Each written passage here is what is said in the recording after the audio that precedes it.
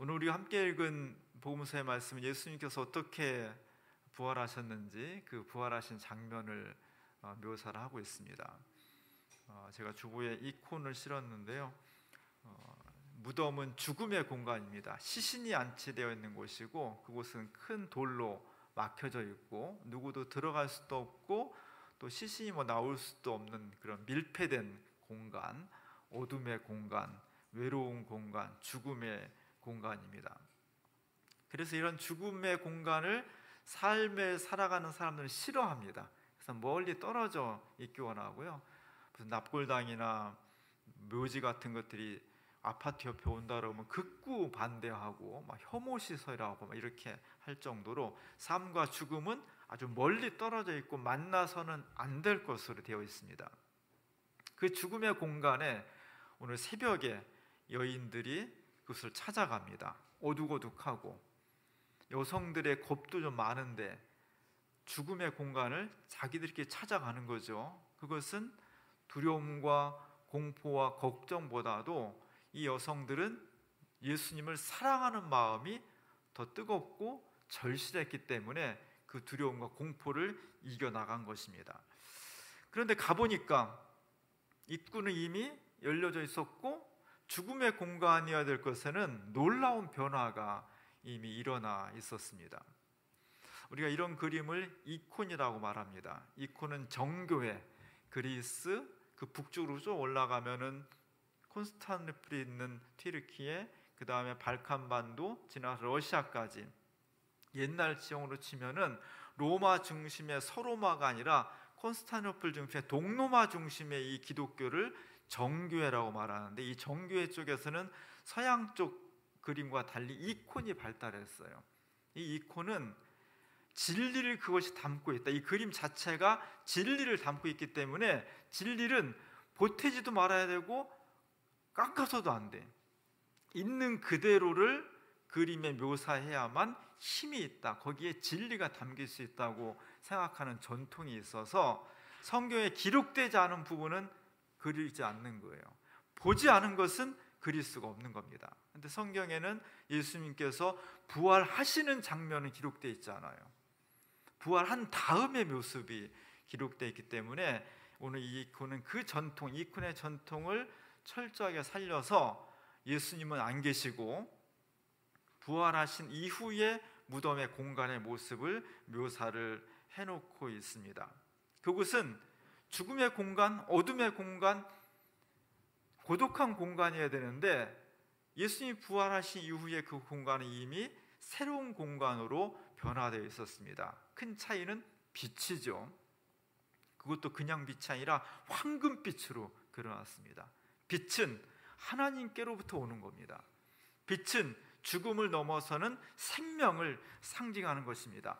이 하나님으로부터 오는 생명, 다시 살아난 생명이 죽음의 공간을 가득 채우고 있는 겁니다.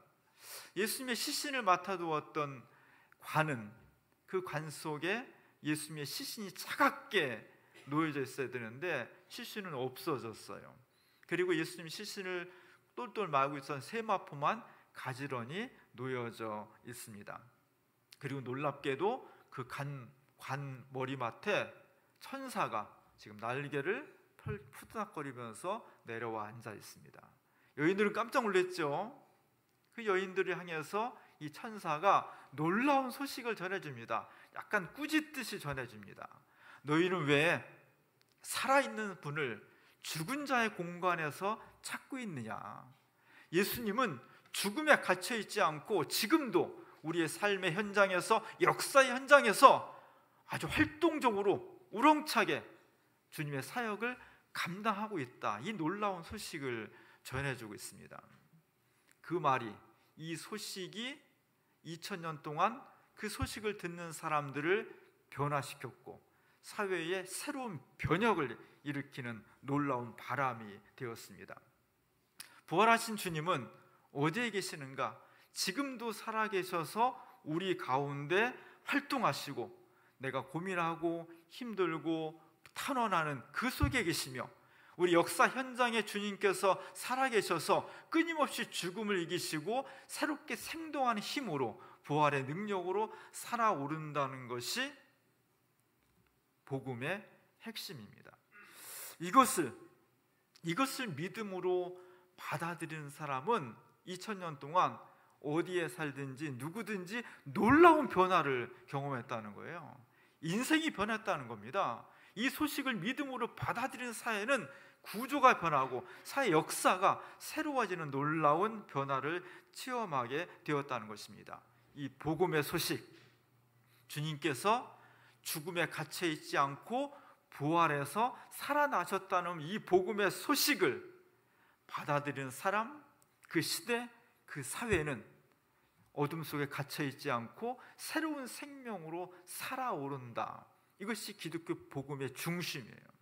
이것을 오늘 우리가 하나님 말씀을 통해서 받고 있는 것입니다. 이 말씀을 받고 이 말씀을 통해서 내가 새로워지고 이 말씀으로 사회를, 역사를 새롭게 번역시켜 나갈 수 있는 우리 교회가 될 수 있기를 간절히 바랍니다. 성경에는 예수님의 부활 소식을 접한 많은 사람들의 이야기를 기록하고 있습니다. 사실 부활이라고 하는 것은 있을 수가 없는 거예요. 가사 상태에 들었다가 오랫동안 깨어났다, 오래 있다가, 그건 가능할 수 있어요. 어쩌다가 가능해요. 사람을 교수형을 시켰는데 순간적으로 기절했다가 죽은 줄 알고 나중에 보니까 살아났다, 몇천 년 만에 한 번씩 가능합니다. 그러나 예수님은 십자가 달려서 양손과 양발에 못으로 박혔고 뼈가 부러지고 옆구리에 창을 찔러서 물과 피를 다 쏟아낸 거예요. 다시 살아날 수 없는, 도저히 그런 가능성은 1%도 없는 죽음이었습니다. 그 예수님이 살아났다는 이 복음에 사람들은 놀랐고 믿을 수 없었고 거짓말로 몰아붙였습니다. 그래서 초창기에 예수님의 제자들이 예수님이 살아났다고 하니까 그를 죽였던 사람들이, 예수의 제자들이 그 시신을 빼돌려가지고 어디다가 숨겨놓고 예수님이 부활했다고 거짓말하는 것이라고 그렇게 이야기를 했습니다. 그러나 그런 사실들을, 그런 거짓말들을 극복하고 오늘날 2000년 동안 전 세계 속으로 부활하신 예수님의 소식이 전파될 수 있었던 것은, 이 소식이 처음에는 몇 사람에게만 전해졌지만 이 소식이 전해지는 곳마다 부활하신 예수님을 만났기 때문입니다. 그렇지 않고는 이 소식이 생명력이 있을 수가 없는 거예요. 먼저 오늘 본문에 있는 것처럼 예수님을 만난 사람은 여성들이었습니다. 막달라 마리아, 또 야고보의 어머니 마리아, 살로메, 이런 분들이 예수님을 만났어요. 사실 여성들은요, 2000년 전에 가부장제 사회에서 여성들은 사회적 지위가 낮았어요. 지금은 절대로 그럴 수 없는데 2000년 전에 이스라엘 땅의 여성은 사실은 사람의 숫자에도 잘 들어가지 않았어요. 그만큼 무시를 당하고 살았어요. 사회적인 신분만 낮은 것이 아니라 법정에서 증언을 하는데도 여성의 증언은 채택이 잘 되지 않았습니다. 왜? 여성은 온전한 인격체로 안 본 거예요. 그래서 그 여성이 전하는 증언은 신빙성을 둘 수가 없다는 거예요. 그런데 오늘 처음으로 예수님의 부활 소식을 전하는 사람들은 그렇게 인격적으로 또 신뢰할 수 없었던 사회 구조 속에서 여성들이 첫 번째 되었다는 거예요. 이건 놀라운 사건입니다. 그리고 더욱 놀라운 것은 그렇게 사회적으로 신뢰를 하지 못했던 사람들이 전하는 내용, 그 내용도 전혀 믿을 수 없는, 죽었던 사람이 살아났다는 그 내용이, 전하는 내용도 믿을 수 없고 전하는 사람들도 신뢰할 수 없는 사람들이었는데 그 내용이 받아들여졌다는 거예요. 이게 놀라운 기적입니다. 이럴 수가 없거든요. 부활의 소식이 가지고 있는 강력한 힘이, 강력한 권능이 그 시대를 새롭게 한 것입니다. 두 번째로 또 만났던 사람들은 이 여인들의 말을 듣고서 당장 베드로와 요한이 무덤을 향해서 달려갑니다. 새벽 공기를 가르면서 예수님이 살아나셨습니다. 이건 정말 믿을 수 있는 이야기인가? 충격적이고 놀랍고 의심스럽기도 하고 또 한편으로는 가능하게 희망이 있는 거죠. 정말 그랬을까? 그래서 숨을 헐떡이면서 무덤으로 달려가는 거예요. 우리가 교회 올 때 저런 심정이어야 돼. 송아지 끌려가듯이 억지로 오는 게 아니라 정말 저런, 오늘 주님의 나라 교회 가면은 하나님께서 나에게 뭘 주실까? 주님이 뭘 예비하셨을까? 기대가 막 만땅이 돼 있어야지. 그리고 뭔가 막 가슴이 뛰어야죠. 그런 마음으로 달려가는 사람들에게 전해지는 한마디, 주님이 부활하셨습니다. 이것이 생명의 말씀이 되고 이것이 우리를 새롭게 하고 우리 사회를 번역시킬 수 있는 에너지가 되는 거예요.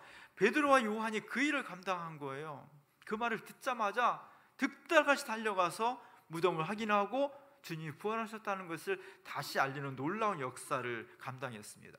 또 누가복음에 보면 예루살렘에서 실망하고 엠마오로 가는 두 제자가 예수님을 만나요. 예루살렘은 정치, 경제, 사회, 문화 모든 것의 집합체였습니다. 사람이 나면 예루살렘을 가야 돼. 큰 꿈을 가지고 인생과 역사의 주인공이 되고 정말 뜻있는 삶을 살고자 예루살렘에 가서 예수를 만났고 그분에게 희망을 걸었고 인생을 다 쏟았습니다. 근데 그분이 하루아침에 죽어버린 거예요. 뭐 한번 끽소리 못하고 그냥 잡혀서 죽은 겁니다. 그 절망, 그 한탄, 이런 것에 헤어나올 수 없던 사람들이, 두 제자가 더 이상 예루살렘에 머물지 못하고 다시 고향으로 돌아가는 그 길에 어떤 낯선 사람을 만났는데 얘기가 통하는 거예요. 한참 얘기를 하다가 집에 가서 도착해서 저녁을 먹는 순간, 그때 예수님께서 그 자리를 축사하시고 기도하셨을 때 그들이 눈이 띄어지면서 이분이 바로 부활하신 예수님이었구나, 이렇게 알게 되었다는 겁니다. 그래서 엠마오로 가는 두 제자한테 예수님이 나타나셨고 그 뒤에도 11제자와 여러 사람이 다 나타나셨어요. 특별히 복음서에는 듣기는 들었지만 어떻게 예수님이라도 다시 살아날 수 있겠어? 그렇게 처참하게 죽었는데 나는 예수님의 손에 있는 못자국과 발에 있는 못자국과 창자국을, 옆구리에 있는 창자국을 만져보지 않고는 나는 믿을 수가 없어 라고 하는 아주 합리적인 의심을 했던 도마에게도 예수님께서 나타났습니다. 여기다 손가락을 넣어봐라. 그리고 보지 않고 믿는 자가 복이 있다, 이런 말씀해 주셨어요. 그리고 예수님은 그 이후로 갈릴리에 가셔서 수많은 사람들에게 나타나셔서 그들을 치유해 주시고 그 제자들과 함께 이 세계를 어떻게 새롭게 바꿔나갈 것인지를 말씀하시면서 새로운 세계를 꿈꿀 수 있게 되었습니다. 이렇게 부활을 만난 사람들, 여성들, 베드로와 요한, 제자들, 또 엠마오로 가는 제자들, 수많은 사람들이 예수를 만나서 나타난 결과가 뭐냐? 그게 교회예요.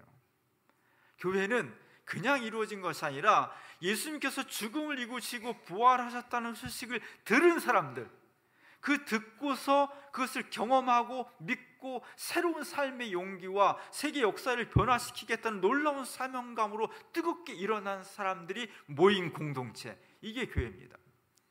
교회의 본질은 뭐냐? 부활의 소식을 간직하고 있는 사람들이에요. 그가 무엇을 배웠고 직업이 어떻고 얼만큼 소유를 했고 아무 관계가 없습니다. 주님의 부활 소식을 들은 사람들, 참 믿기 어렵지만 그것이 믿어지는 사람들, 그 믿음을 통해서 자신의 인생과 역사를 새롭게 변화시켜 나갔던 사람들, 그들의 모임이 교회예요. 주민교회가 이 교회의 본질에 충실했으면 좋겠습니다. 한국교회가 이 교회의 본질에 충실하면 절대로 무너질 수가 없는 거예요. 우리가 새롭게 부활을 경험했고 부활을 듣고 부활을 선언했던 사람들의 모임이 교회라는 것을 다시 한번 명확히 할 때 우리의 정체성을 확인할 수 있고 교회가 진짜 좋은 교회, 교회다운 교회로 될 수가 있는 것입니다. 오늘 부활하신 예수님께서 우리에게 다가오셨고 우리는 그 부활의 소식을 간직하고 있는 사람들이에요. 이 간직하고 있는 사람들은 예수님처럼 부활의 소식을, 예수님의 부활의 소식을 증언해야 돼요. 부활의 증언자로서의 모임, 그것이 교회입니다. 예수님 부활하셔서 약속하신 대로 갈릴리로 먼저 가셨습니다. 갈릴리는 변방이에요. 예루살렘으로부터 멀리 떨어져 있는 소외되어 지어 있는 그런 땅입니다. 그곳은 굉장히 치열한 땅이고요, 평안하지 않은, 뭔가 불안하고 힘들고 가난하고 아프고 그런 사람들이 모여 사는 땅에 주님께서 부활하셔서 가셔서 그들을 치유해 주시고, 그들의 상처를 싸매 주시고, 그들의 눈을 뜨게 해주시고, 그들에게 새로운 소망의 불길을 넣어주셨다는 겁니다. 그 주님이 오늘 우리에게 오셔서 똑같이 갈릴리 같은 상황에 있는 우리들에게 부활의 소식을 전해주시고, 부활을 통해서 새로운 생명 주시기를 원하고 있습니다. 오늘 우리의 갈릴리는 어디인가? 오늘 우리가 그리스도의 부활을 보존하고 부활을 선언해야 될 곳은 어디인가? 부활하신 주님이 찾아오셔서 우리를 새롭게 하는 곳은 어디인가? 그것은 아픔이 있는 곳이에요. 몸에 상처가 있는 사람, 몸에 질병을 가지고 있는 사람, 아프고 힘들지만 부활의 주님이 오실 것을 기대하면서 감사하십시오. 바로 그곳이, 내 몸이 아픈 그곳이 부활하신 주님이 찾아오시는 곳입니다. 마음에 상처가 있는 분들, 너무 힘들고 고통스럽지만 바로 그곳이 부활하신 주님이 부활하시는 곳입니다. 마음의 상처는 왜 생깁니까? 사랑하기 때문에 생기는 거예요. 내가 사랑하지 않는다면 마음의 상처가 생기지 않습니다. 내 마음의 상처는 사랑하기 때문에 생기는 거예요. 사랑 때문에 받는 아픔과 고통을 주님께서 외면하지 아니하시고 찾아오셔서 우리의 마음을 위로해 주시고 평안을 주시고 새로운 생명을 넣어주신다는 것입니다. 아픔이 있는 곳, 질병이 있는 곳, 고통이 있는 곳이 바로 부활하신 주님이 오시는 곳이에요. 내 마음의 질병, 내 육신의 아픔, 힘들고 어렵지만 바로 부활하신 주님이 오실 것이라는 기대를 가지고 주님을 맞이하고 주님과 함께 경험할 수 있는 놀라운 역사가 일어날 수 있기를 원합니다. 개인을 넘어서 우리 사회 속에서는 우리 한국 사회에 아픔이 있어요. 아직도 해결되지 않는 아픔. 우리가 기도했지만 세월호 10주년을 맞이하고 있습니다. 그리고 이태원 참사 벌써 2년째를 맞이하고 있어요. 10년 동안 진상이 규명되지 않았고요, 어떠한 재발을 방지할 수 있는 제도가 만들어지지도 않았어요. 죽은 사람들이 다시 돌아올 수 있는 건 아니지만 적어도 희생자들의 희생을 조금이라도 무의미하게 하지 않고 값어치 있게 하려면 진상이 규명되고 그걸 통해서 다시는 이런 어처구니 없는 희생이 생기지 않도록 뭔가 대안이 만들어져야 되는 거예요. 그것이 만들어지지 않고 있습니다. 우리 사회 전체의 아픔이에요. 상처예요. 그래서 지난 금요일 성금요일에 한국기독교교회협의회가 여러 교단장들과 대표들이 모여서 안산에 있는 세월호 생명안전공원을 만들려고 하는 부지에서 그곳에 모여서 예배를 드렸어요. 간절히 기도하면서, 그리고 유족들을 모셔서 위로하고 그분들이 얼마큼 아프고 힘든지를 다시 한번 듣고 새로운 생명이 주님께서 이 자리에 오셔서 위로해주고 이 상처를 싸매주고 우리 사회의 아픔을 치유해 주시기를 기도했습니다. 우리 교인들도 열심히 가서 함께 동참하고 그리고 함께 찬양하고 기도하면서 이곳에 그리스도의 은총이 내려질 수 있기를. 그리고 여러분 오시다 보셨겠지만 우리 교회 외벽에도 부활이 2024년도의 부활은 세월호 10주기를 맞이해서 이 세월호 문제가 해결되고 우리 사회적 참사가 정말 새로운 방식으로 전환될 수 있는 것이 그리스도의 부활이라고 그렇게 기도했습니다. 올해 우리 부활의 또 다른 중요한 것은 민주주의의 회복이에요. 민주주의가 새롭게 회복되면서 부활해야만 됩니다. 4월 10일 날 총선이 앞으로 다가왔습니다. 우리의 국가를 위해서 우리 사회를 대신해서 일꾼을 뽑는 것은 대단히 중요한 거예요. 민주주의에 정말 중요한 겁니다. 기독교인은 어느 당을 선택하는 것이 아니라 정말 기독교가 가지고 있는 사랑, 생명, 평화, 정의를 교회에서뿐만 아니라 우리가 숨쉬고 살아가는 사회 구석구석에 이 가치를, 그리스도의 부활의 가치를 전하고 그것이 실현되도록 해야 되거든요. 교회 밖에서 이것을 실현할 것은 정치, 사회, 경제의 영역입니다. 그것을 실현할, 이 가치를 실현할 일꾼을 뽑는 거예요. 우리가 정말 기도하면서 이번 선거를 통해서 많이 위축되어 있는 대한민국의 민주주의가 다시 회복되고 부활할 수 있는 그런 계기로 만드는 것이 너무나 중요해요. 교회는 어떤 조직인가? 부활 소식을 듣는 사람들의 모임입니다. 모여서 주님이 부활하셨다는 소식을 듣고 모이는 거예요. 그 듣는 사람들이 그것을 받아들여야 돼요. 받아들이지 않으면 믿음이 안 생기는 겁니다. 믿음은 어디서 생기냐? 로마서 10장에 보면은 아주 중요한 말씀이 있습니다. 다 같이 한번 읽어볼까요? 믿음은 들음에서 생기고 들음은 그리스도를 전하는 말씀에서 비롯됩니다. 믿음 어디서 생기냐? 믿을 수 없는 부활의 소식을 어떻게 믿을 수 있느냐? 들어야 된다는 겁니다. 그러지 않겠어요? 초대교회에서 열심히 이 말씀을 들은 사람들이 그 들음을 통해서 부활의 믿음을 갖게 된 거예요. 그리고 믿음을 갖게 된 부활의 소식을 간직한 사람들은 나 혼자만 간직하는 것이 아니라 이 부활의 소식, 생명의 기운이 필요한 곳에 가서 증언해 줘야 돼요. 증언해야 돼요. 우리가 말을 배울 때 어린아이들이 언어를 먼저 듣고 그 다음에 말을 하죠. 말 먼저 듣고 말 먼저 하고 듣는 사람은 없어요. 부활의 소식이 온 세상에 펼쳐져야 돼. 우리는 왜 모였느냐? 부활의 소식을 듣고 그리고 정말 이 생명의 소식이 필요한 곳에 나아가서 예수님이 부활하셨습니다.